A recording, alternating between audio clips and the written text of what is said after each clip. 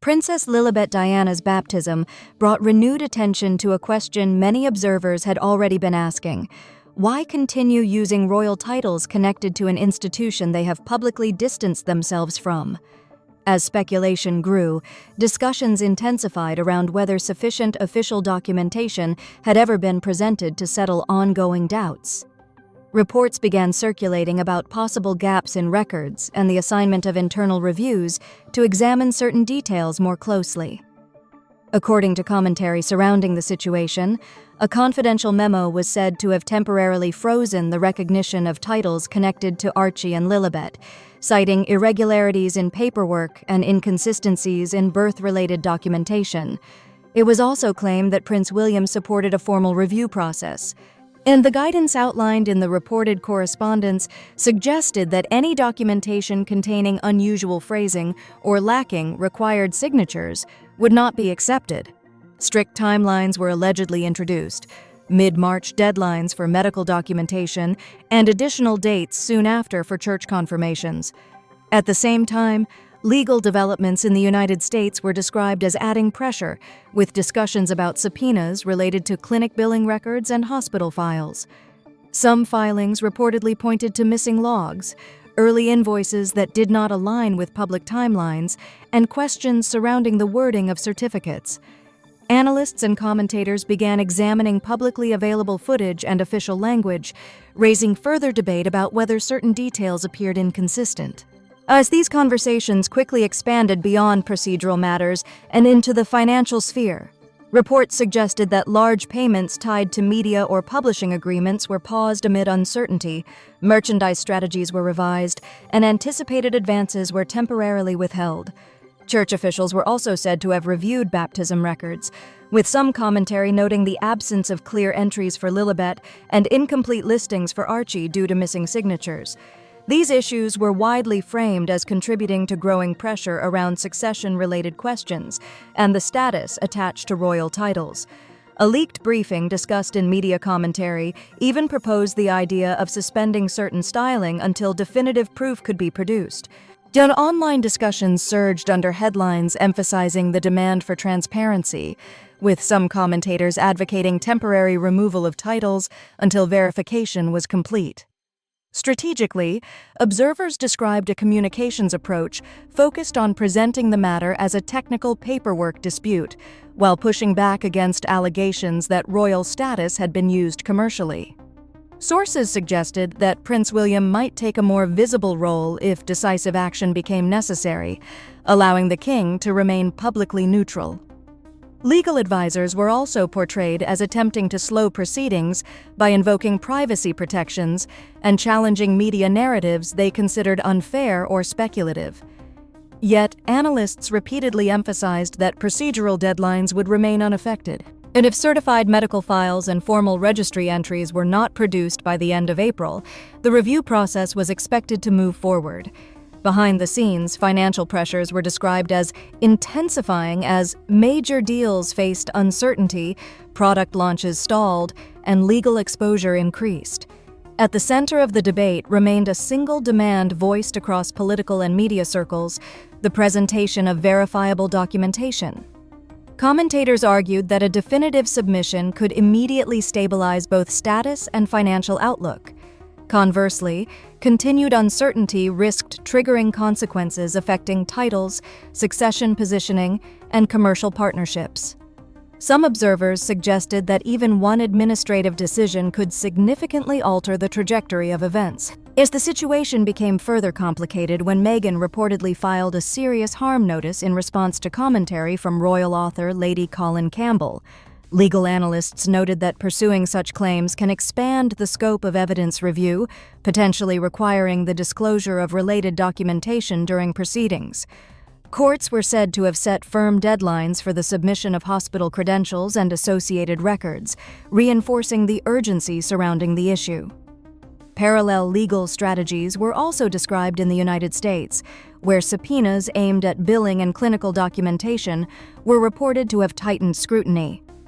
Missed deadlines, commentators warned, could allow courts to draw adverse conclusions about the absence of evidence. And earlier, judicial rulings were cited as examples of how strict timelines and financial penalties can shape the pace of disclosure in high-profile cases. Within the broader constitutional framework, attention turned to the potential use of historic legislation, such as the Titles Deprivation Act of 1917.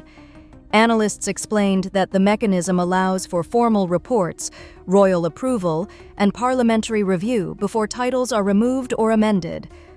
Although rarely invoked, past precedents demonstrate that such measures can be applied in order to protect the integrity of the royal line. Meanwhile, proposed modernization bills aimed at tightening succession rules, including clearer requirements for verified birth records and limits on commercial use of royal styling, were said to be gaining political support. Financial consequences were also becoming more visible. Leaked industry documents reportedly highlighted contractual penalties linked to any loss of royal status, while partners across publishing, streaming, and merchandising reassessed risk exposure. Internal projections outlined 3 potential outcomes: full compliance restoring confidence and revenue streams, partial verification leading to suspended recognition and reduced earnings, or complete failure to provide proof resulting in removal of titles and significant financial clawbacks. Campaign groups and commentators intensified public messaging, using polls, billboards, and viral content to push for swift resolution. Inside royal and governmental circles, concern was described less in terms of public relations and more in terms of legal certainty. In matters of succession, analysts emphasized, assumptions carry little weight without documented verification. Missing records or unresolved discrepancies are considered serious issues when determining constitutional status. As deadlines approached, attention increasingly focused on late March legal disclosures and the final review scheduled for the end of April. Observers warned that absent clear documentation, decisions affecting both titles and business arrangements could follow quickly. Many traced the entire controversy back to a single official palace announcement whose wording deviated from traditional phrasing. That subtle difference, commentators argued, sparked questions that grew steadily over time, transforming administrative detail into a broader debate about legitimacy, transparency, and institutional trust. And observers say the controversy intensified after attention focused on official wording that appeared to differ from long-standing royal convention. In one notice, the phrasing reportedly described the child as being born for the Duke and Duchess rather than the more traditional born to, a subtle distinction that nevertheless drew immediate scrutiny. Although the statement was released without revision and reportedly lacked certain medical endorsements typically associated with royal birth announcements, questions began to accumulate quickly. Further uncertainty emerged as commentators pointed to what they described as inconsistencies in supporting details, from security logs and missing footage to staff timelines that did not appear to align fully with public accounts. And a brief comment made during an early media appearance added to the confusion, drawing widespread attention and sparking ongoing debate. Even after Prince Harry corrected himself moments later, the clip circulated widely online, generating millions of views and fueling speculation. Additional discussion followed reports that an official request had been made to amend Archie's birth certificate, removing the name Rachel Meghan and retaining only the royal title. According to some accounts, this unusual adjustment raised concerns within administrative offices, where standard procedures typically limit such edits. While the change was ultimately approved on stylistic grounds, a later request to alter the original wording of the announcement was reportedly declined, reinforcing the perception that inconsistencies were beginning to mount. And soon afterward, attention shifted again when a baptism record was said to be missing required signatures, a technical issue that, although noted at the time, was overshadowed by a separate royal controversy. During the same period, major media partnerships continued to move forward, with commercial strategies still closely tied to royal status. Then another development added fresh intrigue. Reports surfaced about a transport order involving sensitive medical materials connected to a private logistics firm. Flight records from Van Nuys to Santa Barbara were said to list 2 neonatal nurses and a licensed obstetrician, later identified in commentary as Dr. Melissa Drake. These details were discussed alongside timelines suggesting that just 12 days later, the birth of Lilibet Diana was announced with references to a hospital delivery. And in the weeks that followed, Dr. Drake was reported to have closed her practice and declined media inquiries, while formal requests for documentation encountered legal barriers. Questions also arose around the christening narrative after a press release described a private ceremony officiated by an archbishop, yet no matching entry was immediately located in church records when journalists sought confirmation. Subsequent explanations were offered, but officials reportedly maintained reservations about specific procedural elements. At the same time, analysts noted that commercial agreements continued to emphasize royal titles, even as legal teams began preparing contingency plans in case disputes intensified. Increasingly, the debate narrowed to one central issue: the availability of definitive proof through certified birth records and formal religious documentation that met established royal standards. Commentators described the situation as unusual, arguing that it marked one of the first modern instances in which succession-related questions had been publicly discussed regarding individuals already recognized in the line of inheritance. In response, researchers and media analysts revisited archival footage and timelines, attempting to piece together a coherent sequence of events. Some reports suggested that visual observations raised questions about the chronology of appearances, though medical professionals cautioned that interpreting pregnancy-related details from images alone can be unreliable. Even so, many agreed that authenticated hospital data would resolve much of the uncertainty. Further record comparisons reportedly revealed discrepancies in dates connected to both births and baptisms, leaving gaps that legal experts said could not be overlooked. Within royal law, clarity and documented certainty are considered essential when determining succession rights. As a result, pressure has grown for the presentation of verifiable evidence before any formal decisions are made. According to commentary from constitutional observers, officials may eventually feel compelled to act to safeguard the integrity of the succession framework if outstanding questions remain unresolved. In theory, a single formal order could alter recognition within the line, and timelines discussed in media analysis suggested that only a limited window remained before the next key review meeting. Public opinion, meanwhile, appeared to shift rapidly as political tension, financial concerns, and viral online debates converged. Polling reactions reportedly changed after televised segments compared traditional royal documentation with unsigned or incomplete records, prompting widespread discussion. In this environment, the demand voiced across many platforms has become increasingly straightforward: provide clear proof or accept potential consequences.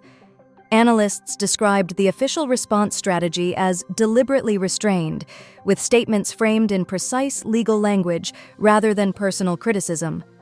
Commentators noted that King Charles seemed to maintain public distance from the controversy, while senior figures such as Prince William and Princess Anne were perceived as absorbing much of the external pressure, potentially positioning the monarch to intervene only if circumstances required.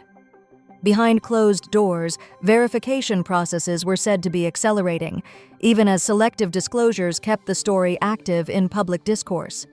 Each missed administrative deadline appeared to be followed by incremental procedural steps, reinforcing a perception among some observers that outcomes might already be taking shape. Financial implications were also becoming more pronounced. Large agreements reportedly faced suspension, payments were delayed, and alternative funding remained uncertain without legal clarity. Brands and commercial partners were described as adopting a cautious stance, withdrawing products or postponing campaigns to limit exposure to reputational risk. The strain intensified further when a U.S. distribution partner allegedly declined to ship items bearing disputed branding until the matter was resolved, a delay that could jeopardize time-sensitive inventory. Commentators argued that familiar tactics such as reframing the issue, invoking privacy protections, or issuing legal warnings were losing effectiveness in a context where courts and regulatory bodies were already seeking documentary evidence. As the process continued, analysts emphasized that privacy laws do not necessarily prevent the release of certified records when required for legal verification. In high-profile disputes, they noted, the balance often shifts toward institutional transparency. With deadlines approaching and scrutiny intensifying, the situation has evolved from isolated speculation into a broader test of documentation, credibility, and constitutional procedure, one whose resolution may depend less on public narratives and more on the production of verifiable facts. Now, attention is increasingly focused on two key deadlines that observers say could shape what happens next. The first falls in late March, when subpoena-related developments are expected, followed by a broader review anticipated toward the end of April. Commentators note that if no definitive documentation is presented within that time frame, decisions could move forward quickly, with little indication that extensions would be granted. Political pressure is also said to be rising. As reports suggest, public messaging from some lawmakers leans toward temporary suspension measures, while defending a controversy tied to cross-party debate may offer limited political benefit. As a result, the tone of discussion appears to be shifting toward swift and procedural resolution. There is a sense of irony noted by some analysts. In earlier years, public messaging emphasized the importance of telling one's truth, whereas the current moment seems increasingly defined by formal records, documentation, and legal verification. Each new detail entering the public sphere is either interpreted as supporting existing narratives or prompting further questions, and prolonged silence is often seen as amplifying speculation online. The debate itself has become intense and continuous.